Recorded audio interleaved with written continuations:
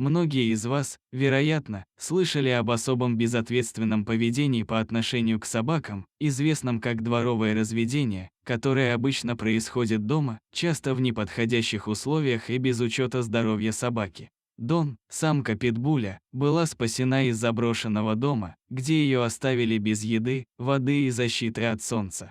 Собаку использовали как машину для разведения, и ее заставляли смотреть, как ее щенков из разных пометов дрессируют для боев бойцы-собаки, и они умирают у нее на глазах. Дон, спасенная питбуль, была доставлена в приют для животных округа Рокдейл из заброшенного дома, где ее нашли без еды, воды и защиты от солнца. Когда спасательная команда из приюта для животных округа Рокдейл впервые увидела Дон, она была в ужасном состоянии, физически и эмоционально истощена из-за всего, что ей пришлось пережить во время безответственной практики разведения.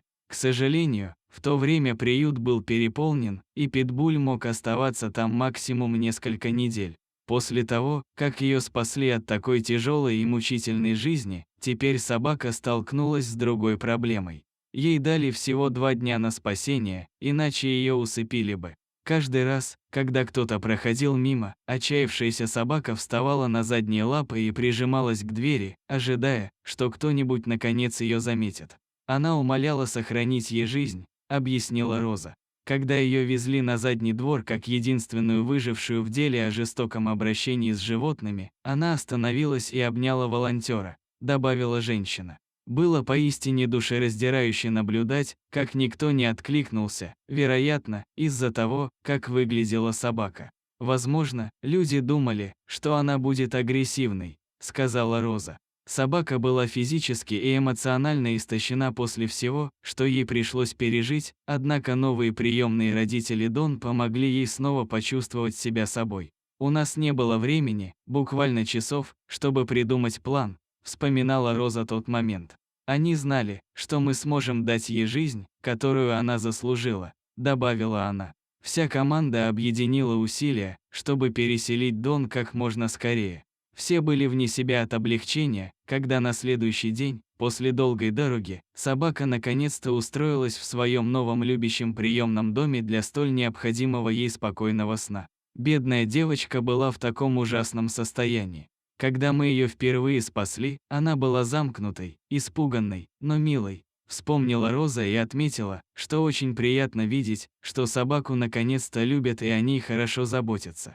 Новая приемная семья не только помогла щенку набрать здоровый вес и обрести радостный характер, но и поддержала ее в новом путешествии по исследованию окружающего мира. «У Дон лучшая приемная семья», — сказала Роза и отметила, что собака стала очень открытой с тех пор, как ее забрали из приюта. Когда Дон почувствовала себя лучше и окрепла, новая семья взяла питбуля с собой в магазин за товаров, чтобы выбрать ему первую игрушку. Она скакала по магазину с довольным хвостом, написали рядом с видео в своих социальных сетях. Она была разборчива, но выбрала самую симпатичную, добавили они.